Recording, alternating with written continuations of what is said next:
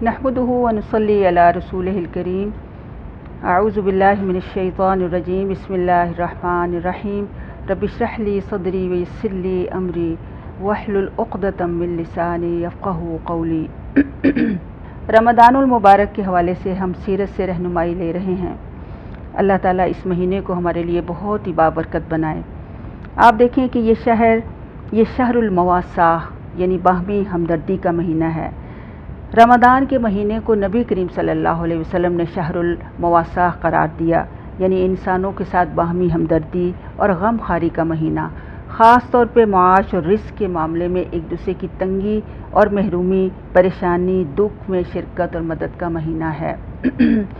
नबी सल्लल्लाहु अलैहि वसल्लम ने फरमाया कि बेहतरीन अमल मोमिन को खुश करना है, इसका कर्ज अदा करना, इसकी ज़रूरत पूरी करना और इससे कोई तकलीफ़ और सख्ती को दूर करना है। फिर नबी सल्लल्लाहु अलैहि वसल्लम की एक और हदीस का मफ़हूम हमें इस तरह से मिलता है कि मोमिन अच्छे अखलाक के साथ उस शख्स का मर्तबा हासिल कर लेता है जो दिन को रोज़ा रखता हो और रात को क़याम करता हो। अब देखें कि माह रमज़ान में हम ये हमदर्दी वाली फ़ज़ा कैसे पैदा कर सकते हैं कि रोज़ा रख कर रमज़ान में ख़ुद को भूखा प्यासा रह कर दिल में इन हाजतमंदों का दर्द जो है ज़रूरी महसूस होता है, जो बेचारे किसी भी भूख प्यास में और आम तौर पर उन्हें खाने पीने को कुछ भी नहीं मिलता और अक्सर व बेशतर व फ़क्र फाका में मुब्तला रहते हैं। यूँ रोज़ा रखने की वजह से हमारे दिल में उनके लिए नरमी पैदा होती है और हम कोशिश करते हैं कि दूसरों की ज़रूरियात को पूरा करें। और वैसे भी आप देखें कि ये वो महीना है जिसमें हर नेकी का अजर बढ़ा चढ़ा कर दिया जाता है।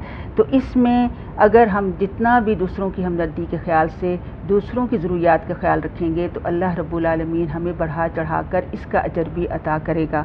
इसी वजह से हम देखते हैं कि रमज़ान में अगर हम अपने पीछे सल्फ़ सालिहीन की तारीख़ में मिसालें देखें तो उनकी मसाजिद खानों से भर जाया करती थी जो फ़ुक़रा और मसाकीन के लिए पेश किया करते थे।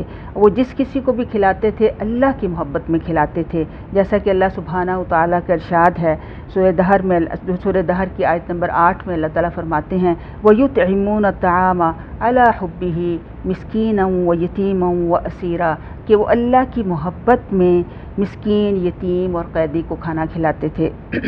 फिर हज़रत आयशा से मरवी है कि एक मरतबा नबी सल्लल्लाहु अलैहि वसल्लम के पास कहीं से गो आई, आपने इसे तनावुल नहीं फरमाया, ना ही इसे मना फरमाया, गोया ये हलाल थी।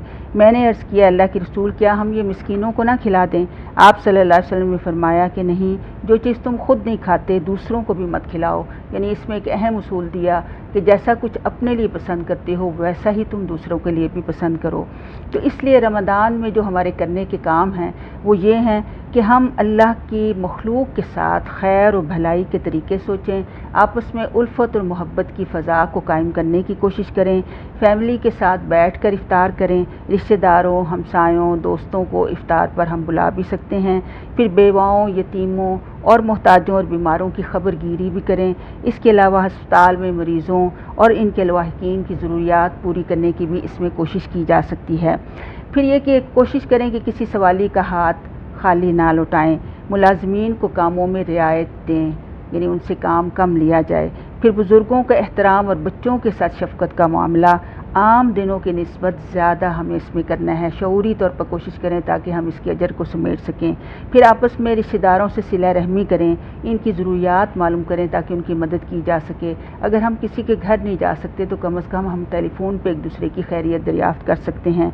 फिर अगर कोई नाराज़ अज़ीज़ व अक़ारिब हैं तो उनके साथ सुलह करें, जो रूठे हुए हैं उन्हें मना लें कि ये महीना अब अल्लाह की ख़ास रहमत और बरकत को हासिल करने का महीना है। फिर लोगों की तरफ से दिल साफ़ करें। सल्फ़ सालिहीन के बारे में आता है, हज़रत अब्दुल्ला बिन मसूद की एक बड़ी खूबसूरत रवायत हमारे सामने आती है कि जब उनसे पूछा गया कि आप रमज़ान की तैयारी क्या करते थे तो वो कहते थे कि हम तो रमज़ान की तैयारी में से सबसे बड़ी तैयारी ये करते थे कि अपने दिल को हर तरह के बोझ से साफ़ कर लिया करते थे। तो हम भी कोशिश करें कि लोगों के तरफ से दिल साफ़ करें, उनकी कसूर माफ़ कर दें ताकि हर एक के साथ एहसान के साथ रह सकें। फिर नेकियों के कामों में किसी न किसी को ज़रूर और भी शामिल कर लें। इस तरह बहुत से काम जो हैं वो आसान हो जाते हैं, दूसरों की मदद बर वक्त जो है वो हो जाती है। और ख़वातीन के लिए ख़ास तौर पर ये बड़ी अहम हिदायत भी है کہ عموماً کچھ دن ایسے ایام آتے ہیں جس میں وہ روزہ نہیں رکھ سکتی، نماز نہیں پڑھ سکتی اور اس وجہ سے وہ پریشان ہو جاتی ہیں، تو اس کے ازالے کے لیے ان دنوں میں وہ تلاوت اور لیکچرز وغیرہ دینی وہ سن سکتی ہیں اور اس کے ذریعے اپنے اور زبانی ذکر اذکار کر سکتی ہیں، اس کے ذریعے وہ اپنے روزے کو بہت ہی مفید بنا سکتی ہیں۔ اللہ تعالی ہمیں یہ سب کام کرنے کی توفیق عطا فرمائے۔ وما علینا الا البلاغ المبین۔